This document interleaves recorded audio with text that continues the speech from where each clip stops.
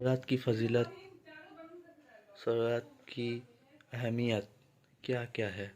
مفتی صاحب کی زبان سے سنتے ہیں۔ آئیے سلمان مفتی اجہری صاحب کی زبان سے سنتے ہیں۔ ایک روایت میں آپ کے سامنے پیش کرتا ہوں، شعبان کی عظمت کیا ہے سنیے۔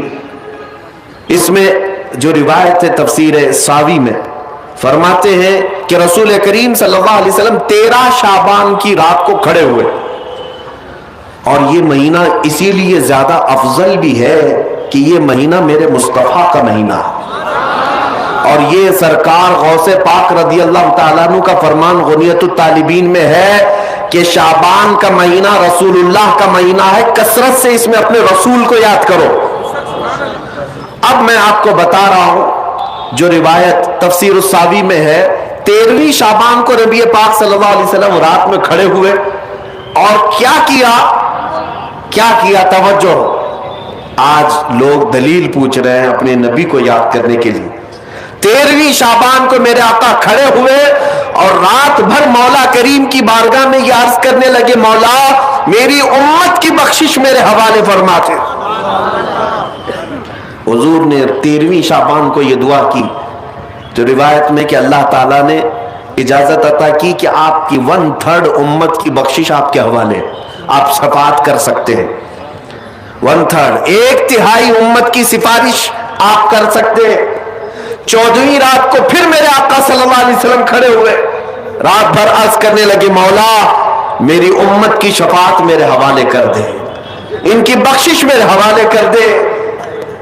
اللہ رب العزت نے 14ویں شعبان میں نبی پاک صلی اللہ تعالیٰ علیہ وسلم کو حکم فرمایا، 2/3 امت کی بخشش کی سفارش آپ کے حوالے ہے، 2/3 امت کی سفارش آپ کر سکتے ہیں۔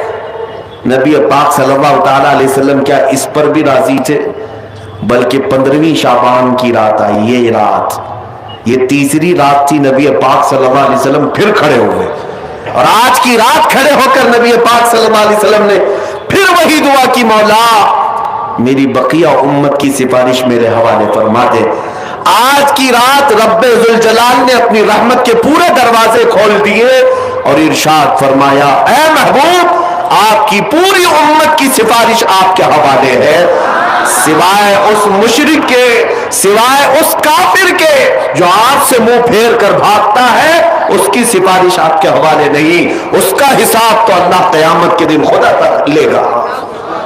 آج کی رات میرے عزیزوں، میرے نبی پاک صلی اللہ تعالی علیہ وسلم کو مکمل شفاعت کرنے کا اختیار دیا گیا ہے، پوری امت کی شفاعت، پوری امت کی شفاعت۔ شفاعت کا مطلب کیا ہے؟ اللہ کی بارگاہ میں سفارش کریں گے، سفارش کریں گے۔ بخشنا تو مولا کا ہی کام ہے، مغفرت تو رب تعالیٰ کی شان ہے۔ اب سنیے، حضرت عبداللہ ابن عباس رضی اللہ تعالیٰ عنہ سے منقول جو حدیث میں نے آپ کو بتائی، 5 راتیں جو دعاؤں کی قبولیت کی ہیں، اسی طرح آپ سے ایک اور روایت ہے، آپ نے فرمایا کہ آج کی رات اللہ تبارک و تعالیٰ اتنے لوگوں کو معاف فرماتا ہے، یہ ترمذی کی حدیث ہے، اتنے لوگوں کو معاف فرماتا ہے کہ بنو کلب ایک قبیلہ تھا جس کی بکریوں کے بال ہیں، اتنے لوگوں کو اللہ جہنم سے آزاد فرماتا ہے۔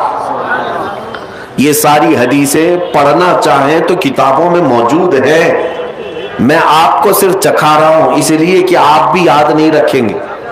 الحمدللہ یہاں پر سنیوں کا مجمع ہے اور اکثر ہمارا معمول یہی ہے، ہمارا تو معمول یہی ہے، بہت سارے لوگ، ہم اپنوں میں یہ نہیں کہتے کہ جو لوگ یہ کہتے ہیں میلاد کہاں سے ثابت ہے، شب برات کہاں سے ثابت ہے، شب قدر کہاں سے ثابت ہے، تو ہم تو صرف پہلے لفظوں میں صرف اتنا ہی کہتے ہیں، یہ تو صرف سنیوں کی قسمت سے ثابت ہے، یہ ہماری قسمت میں لکھا ہوا ہے، یہ ہماری قسمت میں لکھا ہوا ہے کہ اللہ تبارک و تعالیٰ یہ موقع عطا فرماتا ہے گاہے بگاہے اور بندے اس کو یاد کر لیتے ہیں۔ عزیزان گرامی اوقات، اور ایک حدیث، کیا قبرستان جانا چاہیے نہیں جانا چاہیے، اس پر بھی بڑے اعتراضات ہیں۔ خزانۃ الروایات बहवाला फतावा रज़विया शरीफ आला हजरत ने भी नकल फरमाया कि आज की रात रूहें तुम्हारे घरों में आती हैं। कब्रों पर जितने भी आराम कर रहे हैं उनकी रूहें तुम्हारे घरों पर आती हैं, और जो घर में जिक्र अज़कार हो, इबादत हो और उन्हें इसाल किया जाता है, वो लेकर कब्रिस्तान वापस जाती हैं और अपने पड़ोस में फख्र करती हैं कि मेरे घर वालों ने मुझे ये दिया, मेरे घर वालों ने मुझे ये तोहफे दिए। आज की रात रूहों के ईद की भी रात है, लेकिन वो रूहें जिनके घर वाले उन्हें कुछ नहीं देते, वापस कब्रिस्तान जाते हुए ये कहते हुए जाती हैं, अल्लाह तुम्हारा इससे भी बुरा हाल करे। वो उन्हीं लोगों को कोस कर जाती होंगी जो दलील बार बार पूछते रहते हैं। अल्हम्दुलिल्लाह हर सुन्नी 2 रकात नफिल तो आज पढ़ता ही है, कब्रिस्तान से गुजरते हुए सलाम तो करता ही है। हम अपने बुजुर्गों को भूलने वालों में से नहीं है। जिनको बार बार दलीलों की जरूरत है उनकी रूहें आकर कोस कर जाती होंगी। बहरहाल ये शाबानुल मुअज्जम का महीना, जिसके मुतालिक तारीख ये है कि एक तारीख में आपको बताऊं, इस महीने की एक और तारीख है कि सैयदना मूसा अलैहिस्सलातु तस्लीम को नबूवत इस महीने में मिली। हजरत इब्राहिम खलीलुल्लाह को अल्लाह ने नूर मारिफत इस महीने में दिया। उससे बड़ी चीज ये है नबी पाक सल्लल्लाहु ताला अलैहि वसल्लम इसी महीने में मक्का वालों के मुतालबे की वजह से अपना इशारा चांद की तरफ करके 2 टुकड़ों में तब्दील फरमाया था। तो शक्कुल कमर का जो मौजज़ा मेरे आका का है वो शाबानुल मुअज्जम में पेश आया, वो शाबानुल मुअज्जम में आया है। मैं ये इसलिए अर्ज कर रहा हूं कि लोगों को इंडिपेंडेंस डे याद तो है, रिपब्लिक डे तो याद है। आज पूछता हूं मैं कि 15 अगस्त हमारी आजादी का दिन है, हर साल मनाते हैं। अरे मियाँ 1947 में आजाद हुआ था ना, तो अभी तक क्या है? या हर साल आजाद हो रहा है? हर साल आजाद हो रहा है? नहीं, एक बार हुआ था लेकिन उसकी खुशी अब तक मनाई जा रही है। इस पर किसी को एतराज नहीं। मियाँ हम भी मनाते हैं, हमें भी खुशी, हम इसी मुल्क में रहते हैं। लेकिन जिनको शबे बारात नहीं मनाना, शबे मेराज नहीं मनाना, शबे ईद मिलाद नहीं मनाना, उनके मदरसों पर तो झंडे 15 अगस्त को पूरे दिन भर लहराते रहते हैं। क्यों? इसलिए कि डर है हुकूमत पर जो बैठे हुए हैं।